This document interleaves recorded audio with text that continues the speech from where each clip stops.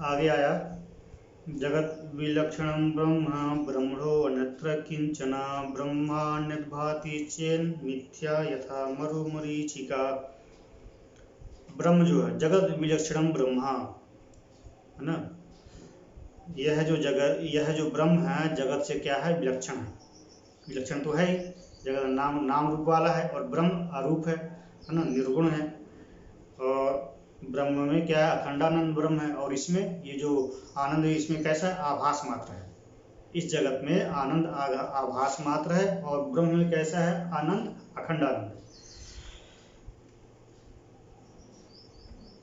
ब्रह्मणो अन्यत्र किंचन, और यहाँ ब्रह्म के अतिरिक्त और कुछ भी नहीं है। ब्रह्म मृत्तिका जैसे जानते हैं, जैसे घटा है, घड़ा है, दिए हैं, मिट्टी के दिए हैं, सकोरे हैं, है ना, और सुराही है आदि जो है ये भिन्न भिन्न है ना। परंतु मूल में जाए तो क्या है, मृत्तिकाएव सत्यम, मृत्तिका ही है और इससे भिन्न कुछ नहीं है। इसी प्रकार इस ब्रह्म से उत्पन्न हुआ ये जो संसार है, संसार भी क्या है, ब्रह्म ही है, ब्रह्म से अतिरिक्त कुछ भी नहीं है।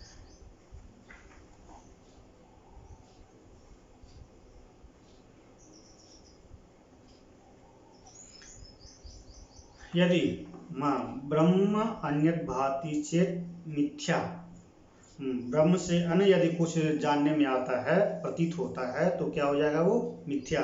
यथा मरुमरीचिका, जैसे वो कैसे मिथ्या, किसके समान मिथ्या हो जाएगी, जैसे मरुमरीचिका मरुस्थल में जैसे मरुमरीचिका होती है, दूर से ऐसा समझ में आता है कि वहाँ पर क्या है, जल है, जल समझ में आता है, परंतु वहाँ तक पहुँचने के बाद जल दिखता नहीं, तो क्या हो जाएगा, वहाँ उसको बोलते हैं मरुमरीचिका, मतलब मिथ्या। जल, वैसे मरुभूमि में जल है नहीं, ऐसे ही ब्रह्म से अतिरिक्त अगर कुछ है, कुछ आपको प्रकाशित हो रहा है, तो क्या है, मिथ्या है।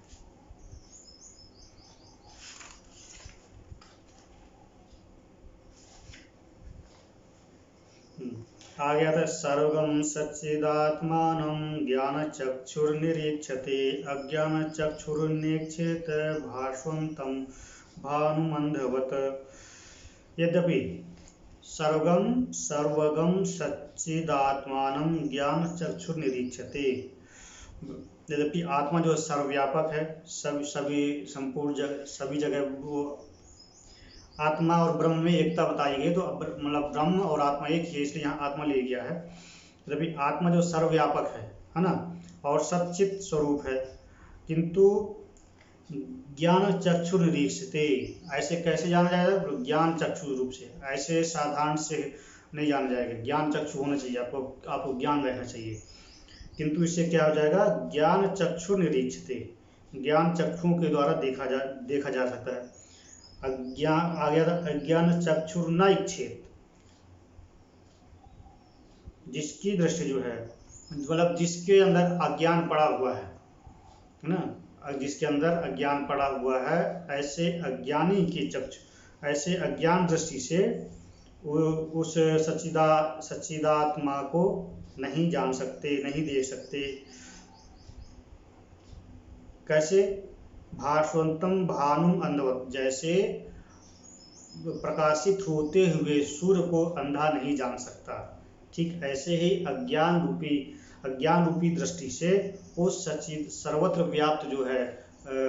व्याप्त जो ब्रह्म है, आत्मा है, उसको अज्ञान चक्षु वाला नहीं जान सकता, ऐसे बोलते। आगे बोलते हैं, श्रवणादिभिर उद्दीप्तो ज्ञानाग्नि परितापितः सर्वमलान्मुक्तः स्वर्णवद्योतते स्वयं।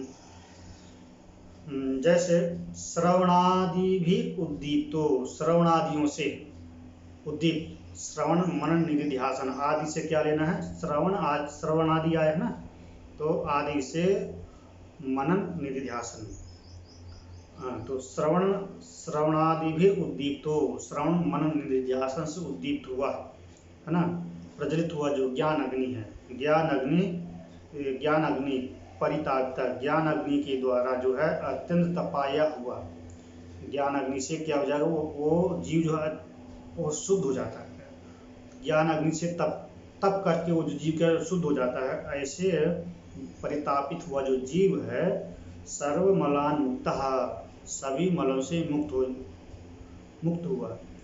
होकर क्या स्वर्णवत द्योतते स्वयं, स्वर्ण के समान स्वयं ही प्रकाशित दैदीप्यमान हो उठता है। जब ज्ञान अग्नि से तप करके जीव सभी मलों से मुक्त हो जाता है तो वो स्वर्ण के समान प्रकाशित सा लगता है, दैदीप्यमान हो जाता है। आगे आ जाए हृदाकाशोदितो ह्यात्मा बोधभानुस्तमो भृतः सर्वव्यापी सर्वधारी भाति भासते अखिलम्।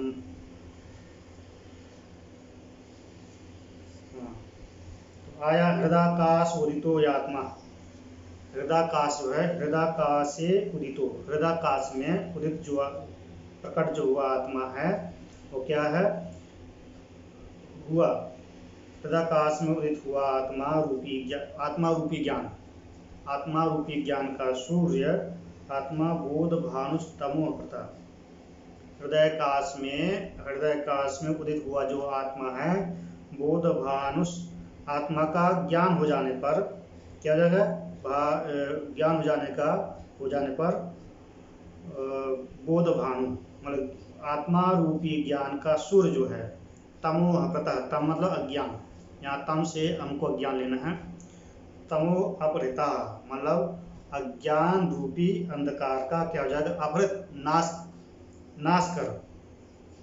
फिर आगे सर्वव्यापी सर्वाधारी भाति भासते अखिलम, वह जो ब्रह्म है क्या आ गया, आत्मा क्या हो जाएगा, सर्वव्यापक एवं सर्वधा रूप से अखिल जगत को प्रकाशित करता है।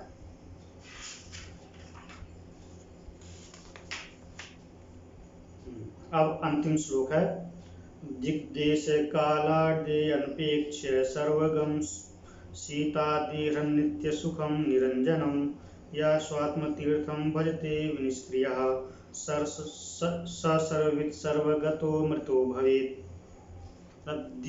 दिग्देश कालादि अनपेक्ष सर्वगम मतलब वो ब्रह्म कैसा है, दिक मतलब दिशा देश काल आदि की अपेक्षा न रखने वाला, क्या सर्वगम मतलब सभी जगह व्याप्त, शीतादि हृत नित्य सुखम, शीतादि का नाशक है ना, नित्य सुख, निरंजनम निरंजन है, स्वात्मा तीर्थ अपने आत्म तीर्थ का सेवन।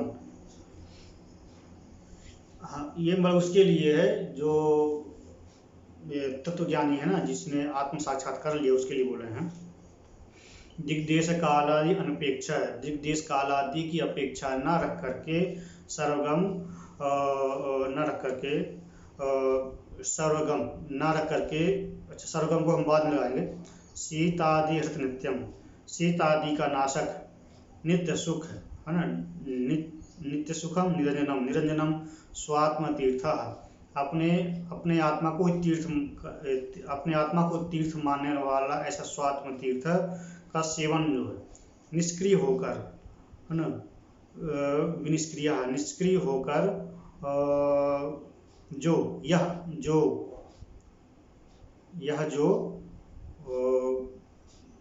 भजते जो साधक सेवन करता है, भजते सेवन करता है, वह सर्वविद सर्वगतो अमृतो भवेत्, वह सर्वविद सर्वव्यापक और अमर हो जाता है।